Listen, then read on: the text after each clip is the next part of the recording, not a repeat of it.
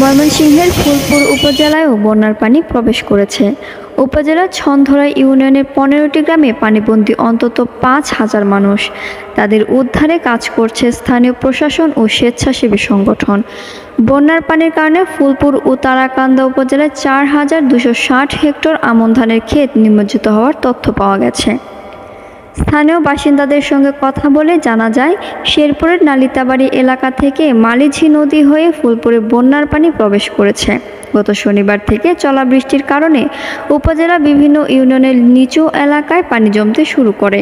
গতকাল শনিবার রাতভর বৃষ্টিতে মানুষ পানিবন্দী হতে শুরু করে। ফুলপুর উপজেলা নির্বাহী কর্মকর্তা ABM আরিফুল ইসলাম জানান, শেরপুরের নালিতাবাড়ি এলাকা থেকে পানি নেমে উপজেলার ছন্দরা ইউনিয়নে পুরোটা প্লাবিত হয়েছে। উদ্ধার কার্যক্রম সকাল থেকে চলছে। স্থানীয় নৌকা ও স্বেচ্ছাসেবীদের মাধ্যমে উদ্ধার কার্যক্রম অব্যাহত রয়েছে।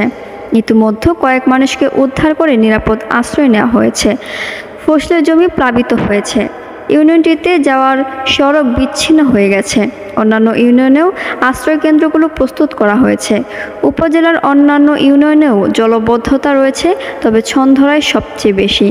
আজ সকালে হিসাবে 5,000 পরিবার পানিবন্দী রয়েছে, তবে এ সংখ্যা প্রতিনিয়ত বাড়ছে।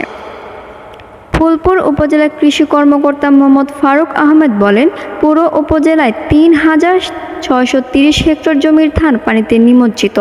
এর মধ্যে 1,480 হেক্টর জমির অবস্থা বেশি খারাপ।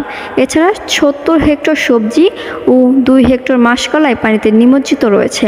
টানা বৃষ্টিতে এ অবস্থার সৃষ্টি হয়েছে। ফুলপুরে পানিবন্দী মানুষকে উদ্ধারের কাজ করছে র্যাপিড রেসপন্স BD নামে একটি স্বেচ্ছাসেবী সংগঠন। তারা নৌকা নিয়ে বিভিন্ন গ্রামে ঘুরে বয়স্ক, শিশু ও নারীদের উদ্ধার করে নিরাপদ আশ্রয় নিয়ে যায় বলে জানান সংগঠনটির সাংগঠনিক সম্পাদক তাসফিক হক নাফি। তিনি বলেন, আজ দুপুর 2টা পর্যন্ত 267 জনকে উদ্ধার করেছে 19 জন স্বেচ্ছাসেবক নিয়ে গঠিত আমাদের টিম। আমাদের উদ্ধার কার্যক্রম অব্যাহত রয়েছে। আজকের মতো এখানে বিদায় নিচ্ছি। আল্লাহ হাফেজ।